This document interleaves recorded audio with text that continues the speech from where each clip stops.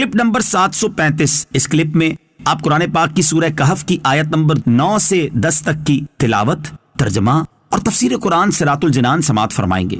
بسم اللہ الرحمن الرحیم۔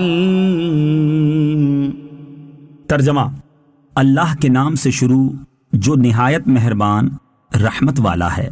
ام حسبت ان اصحاب الكهف والرقیم كانوا من آیاتنا عجبا اذ اوى الفتية الى الكهف فقالوا ربنا آتنا من لدنك رحمة وهيئ لنا من امرنا رشدا۔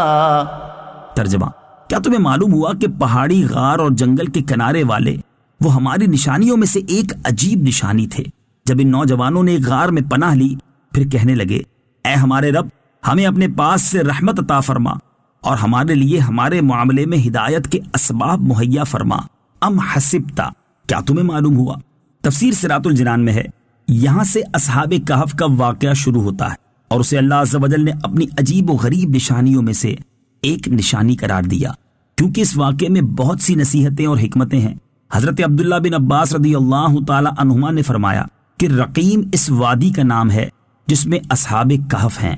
اذ اول فتیۃ الی الکہف، جب ان نوجوانوں نے غار میں پناہ لی۔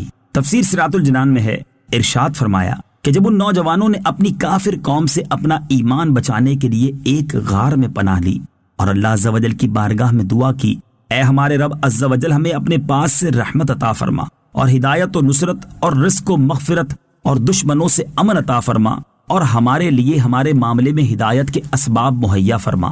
اصحاب کہف کے متعلق قوی ترین قول یہ ہے کہ وہ 7 حضرات تھے۔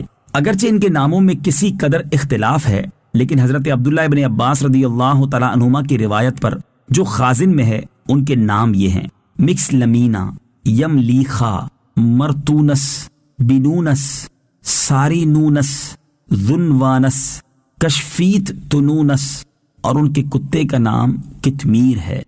اصحاب کہف کا واقعہ: اکثر مفسرین کے نزدیک اصحاب کہف رضی اللہ تعالی عنہم کا واقعہ حضرت عیسیٰ علیہ الصلوۃ والسلام کے آسمان پر تشریف لے جانے کے بعد رونما ہوا، اور بعض مفسرین کے نزدیک یہ واقعہ حضرت عیسیٰ علیہ الصلوۃ والسلام سے پہلے کا ہے، اور اس کا ذکر اہل کتاب کی مذہبی کتابوں میں موجود ہے، اور اسی وجہ سے یہودیوں نے بڑی توجہ کے ساتھ ان کے حالات محفوظ رکھے۔ بہرحال یہ واقعہ کس زمانے میں رونما ہوا، اس کی اصل حقیقت اللہ تعالیٰ ہی بہتر جانتا ہے۔ البتہ ہم یہاں معتبر مفسرین کی طرف سے بیان کردہ اس واقعے کی بعض تفصیلات کا خلاصہ ذکر کرتے ہیں۔ چنانچہ مفسرین کے بیان کے مطابق اصحاب کہف افسوس نامی ایک شہر کے شرفاء و معززین میں سے ایماندار لوگ تھے۔ ان کے زمانے میں دقیانوس نامی ایک بڑا جابر بادشاہ تھا جو لوگوں کو بت پرستی پر مجبور کرتا، اور جو شخص بھی بت پرستی پر راضی نہ ہوتا اسے قتل کر ڈالتا تھا۔ دقیانوس بادشاہ کے جبر و ظلم سے اپنا ایمان بچانے کے لیے اصحاب کہف بھاگے اور قریب کے پہاڑ میں غار کے اندر پناہ گزین ہوئے، وہاں سو گئے اور 300 برس سے زیادہ عرصے تک اسی حال میں رہے۔ بادشاہ کو جستجو سے معلوم ہوا کہ وہ ایک غار کے اندر ہیں، تو اس نے حکم دیا کہ غار کو ایک سنگین دیوار کھینچ کر بند کر دیا جائے تاکہ وہ اس میں مر کر رہ جائیں اور وہ ان کی قبر ہو جائے، یہی ان کی سزا ہے۔ حکومتی عملے میں سے یہ کام جس کے سپرد کیا گیا وہ نیک آدمی تھا۔ اس نے ان اصحاب کے نام، تعداد اور پورا واقعہ رانگ کی تختی پر کندہ کرا کر تانبے کے صندوق میں دیوار کی بنیاد کے اندر محفوظ کر دیا، اور یہ بھی بیان کیا گیا ہے کہ اسی طرح کی ایک تختی شاہی خزانے میں بھی محفوظ کرا دی گئی۔ کچھ عرصہ بعد دقیانوس ہلاک ہوا، زمانے گزرے، سلطنتیں بدلی، یہاں تک کہ ایک نیک بادشاہ فرما روا ہوا جس کا نام بیدروس تھا، اور اس نے 68 سال حکومت کی۔ اس کے دور حکومت میں ملک میں فرقہ بندی پیدا ہوئی، اور بعض لوگ مرنے کے بعد اٹھنے اور قیامت آنے کے منکر ہو گئے۔ بادشاہ ایک تنہا مکان میں بند ہو گیا، اور اس نے گریہ وزاری سے بارگاہ الہی میں دعا کی کہ یا رب عز و جل، کوئی ایسی نشانی ظاہر فرما جس سے مخلوق کو مردوں کے اٹھنے اور قیامت آنے کا یقین حاصل ہو جائے۔ اسی زمانے میں ایک شخص نے اپنی بکریوں کے لیے آرام کی جگہ حاصل کرنے کے واسطے اسی غار کو تجویز کیا، اور کچھ لوگوں کے ساتھ مل کر دیوار کو گرا دیا۔ دیوار گرنے کے بعد کچھ ایسی ہیبت طاری ہوئی کہ گرانے والے بھاگ گئے۔